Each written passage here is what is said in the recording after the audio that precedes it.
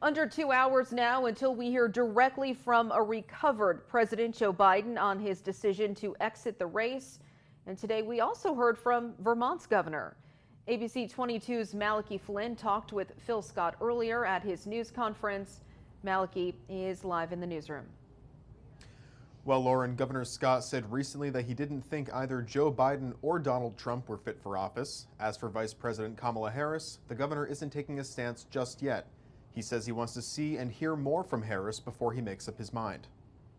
Governor Phil Scott called President Joe Biden's recent decision to step out of the presidential race and endorse his vice president in his stead, quote, history in the making. He says it was the right decision for the country. But the governor has not made up his mind about Vice President Kamala Harris. He says she needs to show Americans why she deserves their votes. The vice president in this administration hasn't been as visible as others that I've seen. I think she has to prove herself and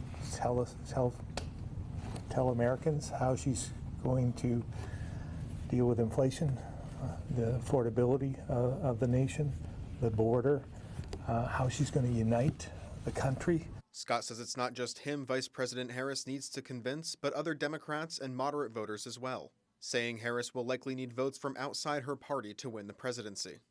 This is a fast forward of the primary system.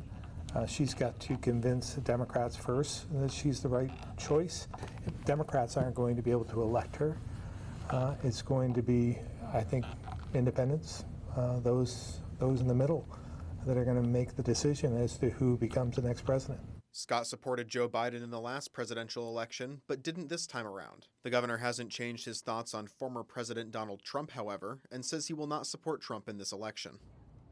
It is unclear right now who Governor Scott will endorse, but he says he's looking for a candidate who will unite Americans and make the country affordable. Live in the newsroom, Malachi Flynn, ABC 22 News.